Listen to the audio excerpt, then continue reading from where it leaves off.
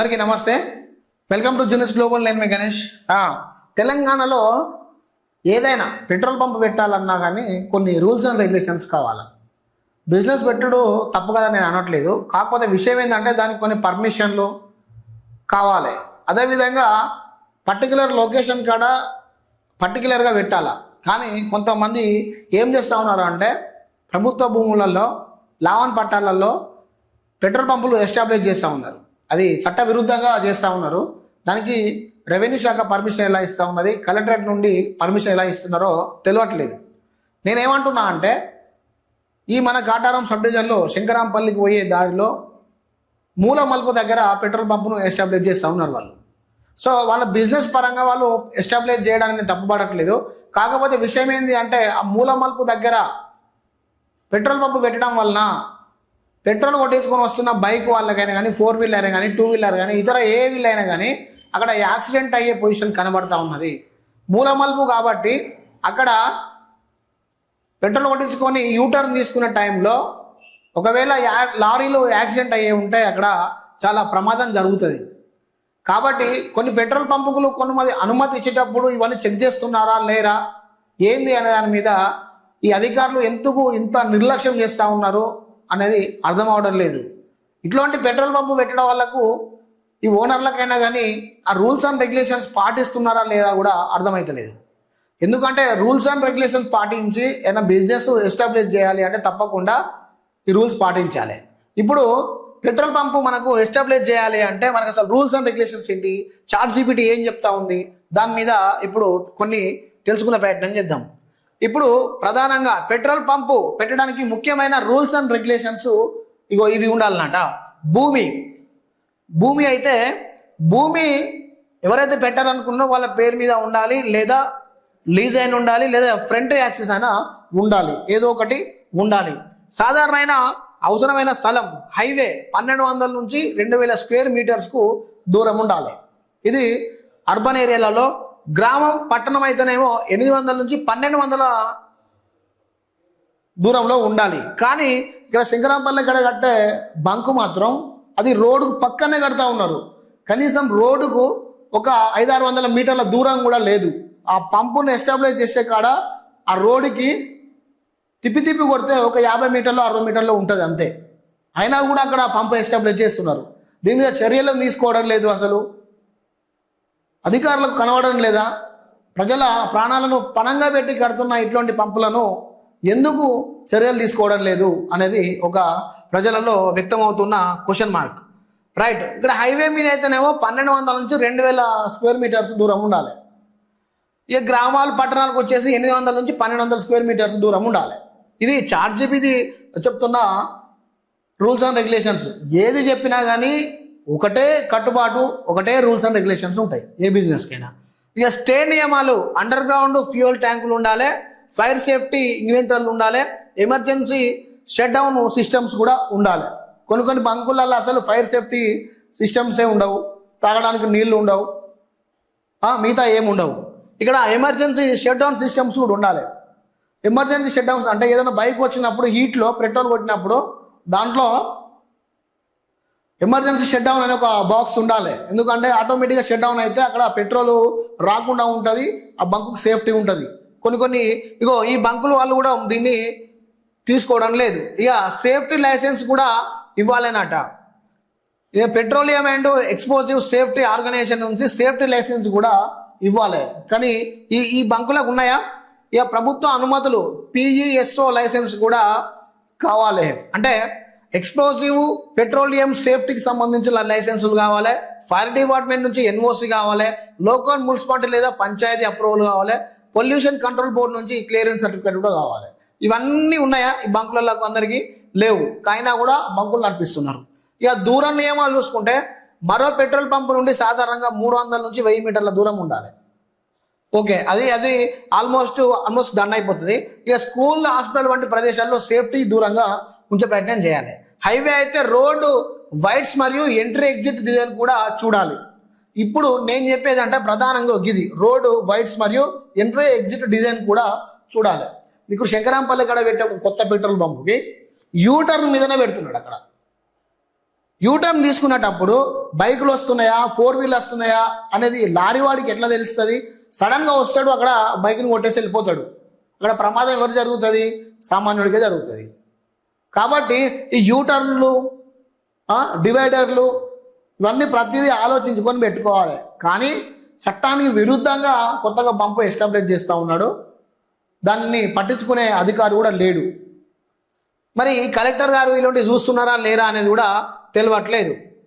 ఇక మిగతాదైతే గివి అసలు కథ కావాల్సిన రూల్స్ అండ్ రెగ్యులేషన్స్. ఇక భద్రతా నియమాలు కావాల్సింటే ఎలిజిబిలిటీ అంటే ఇక వాళ్ళకు అవసరం ఉంటుంది, వాళ్ళే తీసుకుంటారు. ఇక ఆయిల్ కంపెనీ నుంచి డీలర్షిప్ ఎవరు పెట్టుకుంటారు? ఇండియన్ కానీ, భారత్ కానీ, హిందుస్థాన్ కానీ ఏదో ఒకటి తెచ్చుకుంటారు ఎస్టాబ్లిష్ చేసినాక. ప్రధానంగా మనకు కావాల్సిన ఏంటి అంటే గివి కావాలి. ఈ లైసెన్సులు ప్రతి ఒక్కటి ఉందా?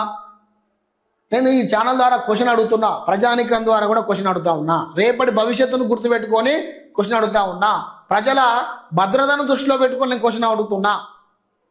ఇవన్నీ మీరు లైసెన్స్లు ఉన్నాయా? ఈ మీటర్స్ మీరు తప్పకుండా పాటిస్తున్నారా? ఈ మీటర్స్ కొలిస్తే అక్కడ దొరుకుతుందా ఏంటి? దీనికి మీకు సమాధానం చెప్తారా? ఎవరైతే పెట్రోల్ పంప్ ఎస్టాబ్లిష్ చేస్తున్నారో ఓనర్ గారు, నేను నేరుగా ఈ క్వశ్చన్ అడుగుతా ఉన్నా మీకు. ఇవన్నీ మీ దగ్గర అవైలబిలిటీ ఉన్నాయా?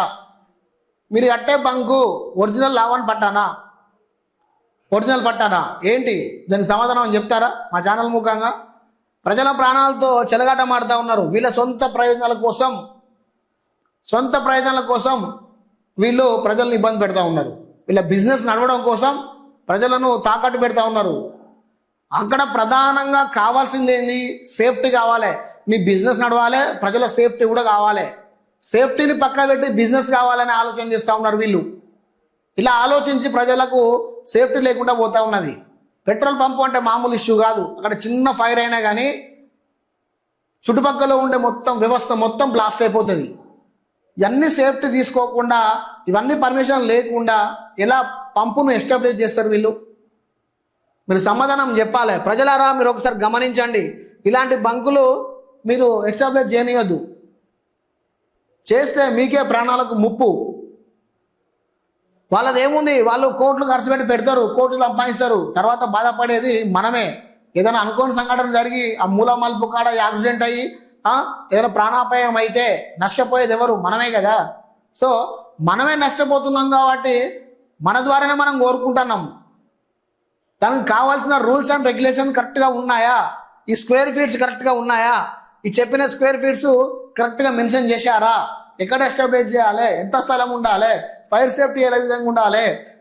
డ్రింకింగ్ వాటర్ ఏ విధంగా ఉండాలి? టాయిలెట్స్ ఏ విధంగా ఉండాలి? పూర్తి డేటా ఏ విధంగా ఉండాలి? మీరు ఒక్కసారి దీని మీద క్వశ్చన్ చేసే ప్రయత్నం చేయండి. అడ్డగోలుగా పెడతా ఉన్నారు ఎక్కడ పడితే అక్కడ.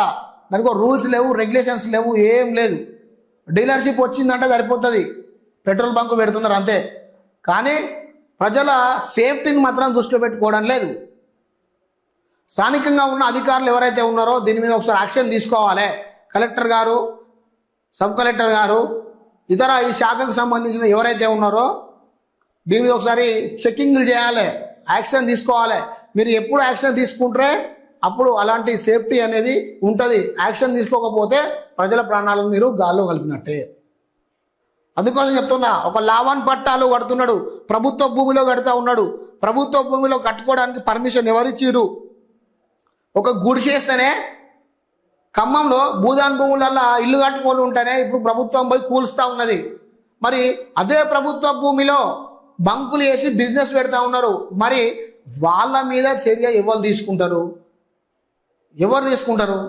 కేవలం భూదాన్ భూములలోనే ఉన్నదా లావన్ పట్ట? మిగతా ఈ భూములల్లో కన్స్ట్రక్షన్ చేయడం లేదా? దయచేసి అధికారులు మీరు ఒకసారి ఆలోచించాలి. లావన్ పట్టాలలో బంకులు పెడుతూ, ప్రజలకు సేఫ్టీ లేకుండా బంకులు పెడుతూ, ఫైర్ సేఫ్టీ లేకుండా బంకులు పెడుతూ, వాటర్ ఫెసిలిటీ లేకుండా బంకులు పెడుతూ, హైవే రోడ్డు మీద దగ్గరికి ఆనుకొని బంకులు పెడుతూ, మూల మలుపుల కాడ బంకులు పెడుతూ, ఇలా ప్రజల ప్రాణాలతోనే ఆడుకుంటున్నారు కొంతమంది వ్యక్తులు. దీని మీద కలెక్టర్ గారు చొరవ చూపి ఈ లైసెన్సులన్నీ రద్దు చేయాలి. బంకును ఎక్కడ పెట్టాలనో వాళ్ళకు పూర్తి గైడ్ లైన్స్ కూడా వాళ్ళకు ఫాలోఅప్ చేయాలి. ఫాలోఅప్ చేసి కొంచెం ప్రజానికానికి ఉపశమనం కల్పించే ప్రయత్నం చేయాలి. ఎంతోమంది యాక్సిడెంట్లు అయ్యి కనుమరుగైపోతూ ఉన్నారు. ఇలాంటి సిచ్యువేషన్ ఎవరికి రావద్దు అనే ఉద్దేశంతో జీనియస్ గ్లోబల్ మేము మీకు ఈ విధంగా రూల్స్ అండ్ రెగ్యులేషన్స్ ఏ విధంగా ఉండాలని చెప్పడం జరుగుతున్నది. కొన్ని బంకులలో తాగడానికి నీళ్ళే ఉండవు, కొన్ని బంకులలో అసలు ఫైర్ సేఫ్టీ ఉండదు, కొన్ని బంకులలో అసలు కింద అండర్ గ్రౌండ్ గిలాం ఉండదు, కంపౌండ్ వాల్ ఉండదు, టాయిలెట్స్ ఉండవు, రెస్ట్ తీసుకోవడానికి రూములు ఉండవు, ఏముండవు, ఎయిర్ కూడా పెట్టుకోవడానికి ఎయిర్ కూడా ఉండదు. అయినా కూడా ఈ బంకులను ఎస్టాబ్లిష్ చేస్తున్నారు. కాటారం సబ్ డివిజన్లో ఎన్ని బంకులు ఉన్నాయి, ఎన్ని బంకులలో ఎన్ని పర్మిషన్లు ఉన్నాయి, అన్ని పర్మిషన్లకు అందరూ లీగల్గా ఇచ్చిర్రా, ఇల్లీగల్గా తీసుకున్నారా, ఈ పర్మిషన్లు అన్నీ వీళ్ళు కావాలని తీసుకున్నాయా, అధికారుల దగ్గర పోయి వీళ్ళే దొంగ సర్టిఫికేట్లు తీసుకున్నారా, ఇవన్నిటి మీద ఎంక్వైరీ చేయాలి. ఎంక్వైరీ చేసి ప్రజానికానికి చూపెట్టాలి. ఒక్కొక్క బంకులలో పోతే పెట్రోలే లేదంటాడు. అలాంటప్పుడు బంకులు పెట్టుడు ఎందుకు? ఎమర్జెన్సీగా ఒక అంబులెన్స్లో పెట్రోల్ అయిపోతుంది, సీరియస్ పేషెంట్ ఉంటాడు, పోయినప్పుడు అక్కడ పెట్రోల్ లేదు అని చెప్తే ఆ పరిస్థితి ఏం కావాలి? మినిమం మెయింటెనెన్స్ ఉండదు, ఏముండదు. కానీ బంకులు మాత్రం నడిపిస్తారు. హెవీ రేట్లు, డెన్సిటీ చూసుకోరు. బంకులో ప్రధానంగా పెట్రోల్లో చూసుకోవాల్సింది ఏంటి? డెన్సిటీ. అది ఎంత క్వాంటిటీ వస్తుంది అన్నది కూడా తెలవాలి. ఇప్పుడు చాట్ జీపీటీని అడుగుదాం, డెన్సిటీ ఎంత ఉండాలి, పెట్రోల్ కొట్టించుకునే దాంట్లో డెన్సిటీ ఎంత ఉండాలి. చాట్ జీపీటీ ఏం చెప్తుంది, డెన్సిటీ ఎంత ఉండాలనే దాని మీద చాట్ జీపీటీ ఏం చెప్తుంది ఒకసారి మీకు చెప్పే ప్రయత్నం చేస్తాం. రైట్, ఇగో ఇక్కడ చూడండి, పెట్రోల్ డెన్సిటీ సాంద్రత అంటే ఒక లీటర్ పెట్రోల్ బరువు ఎంత ఉంటుందో తెలిపేది పెట్రోల్ డెన్సిటీ. సాధారణంగా 770 నుంచి 755 kg M3 ఉండాలి, అంటే 0.72 ఉండాలి. కానీ వీళ్ళు ఎంత పెడుతున్నారు డెన్సిటీ లెవెల్? 83, 93 అట్లా చూపెడుతున్నారు. అంటే అంత క్వాలిటీ లెస్ పెట్రోల్గా చూపెడతా ఉన్నారు వీళ్ళు. అంటే సెకండ్ క్వాలిటీ పెట్రోల్ అమ్ముతున్నారు. అలా అమ్మడం వలన మన బైకుల మీద ఎఫెక్ట్ పడుతుంది. ఎఫెక్ట్ పడి మన బైకులు 5 సంవత్సరాలు నడిచే బైకు 2 సంవత్సరాలు కూడా నడవదు. అది కూడా మీరు గుర్తుపెట్టుకోవాలి. డెన్సిటీ లేకపోతే ఎట్లా?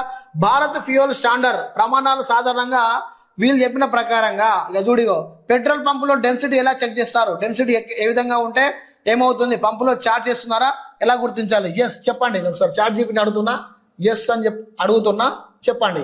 ప్రమాణాలు, భద్రత ఇదన్నీ గుర్తుపెట్టుకోవాలి. లేదంటే మిషన్ నుంచి కొంచెం పెట్రోల్ తీసుకుంటారు, గాజు సిలిండర్లో పెట్రోల్ పోస్తారు, హైడ్రోజన్ పెట్టి డెన్సిటీ రీడింగ్ చెక్ చేస్తారు. ఇది డెన్సిటీ చెప్పే విధానం. సాధారణంగా రీడింగ్ 730 నుంచి 760 kg M3 మధ్యలో ఉంటే సాధారణంగా బాగానే ఉన్నట్టు. ఇక చూడు, వీళ్ళు ఎంత ఉండాలంటే టెంపరేచర్ కరెక్షన్ ఉండాలి. డెన్సిటీ ఎంత? 15C టెంపరేచర్కి స్టాండర్డ్గా తీసుకోవాలి. అయినా కూడా వీళ్ళు ఇవ్వడం లేదు. మీరు పెట్రోల్ పోయించుకున్నప్పుడు ఇలా చెక్ చేయవచ్చు. 0 రీడింగ్ చూసి పోయించుకోవాలి. 5 లీటర్ టెస్ట్ మెన్సూర్ అడగవచ్చు. డెన్సిటీ చార్టు ఈ విధంగా చూపెడుతుందట. అంటే చూడండి, డెన్సిటీ ఎంత ఉండాలి అంటున్నాడు ఇక్కడ. చూడిగో 730 నుంచి 760 కిలోగ్రామ్స్ అంటే 0.73 మనం లెక్కేసుకుంటే 0.73 డెన్సిటీ ఉండాలా. ఈ బంకులలో మీరు ఎంతవరకు డెన్సిటీ పెడుతున్నారు, ఎంతవరకు క్వాంటిటీ పెట్రోల్ అమ్ముతున్నారు? దీని మీద ప్రజానీకానికి మీరు చూపెట్టండి, ప్రజలకు చెప్పండి. ఈ జీనియస్ గ్లోబల్ ద్వారా ప్రజానీకం ద్వారా మేము అడుగుతా ఉన్నాం, మీరు ఏ విధంగా మీరు ఎస్టాబ్లిష్ చేస్తూ ఉన్నారు, దానికి లైసెన్స్లు ఏంటి, దాని సేఫ్టీ ఏంటి, మీ డెన్సిటీ ఏంటి, మీరు ఇచ్చే పెట్రోల్ ఎంత క్వాంటిటీ ఉన్నది, మీరు అమ్మే పెట్రోల్ క్వాంటిటీ ఎంత ఉన్నది, మీరు ఏ విధంగా అమ్ముతున్నారు, పెట్రోల్ రేట్ ఎంత, మీరు అమ్మే రేట్ ఎంత, ప్రతి ఒక్కటి కూడా మీరు ప్రజానీకానికి అక్కడ స్టాక్ బోర్డు పెట్టాలి. స్టాక్ బోర్డు పెట్టి మీరు ప్రజానీకానికి చెప్పాలి.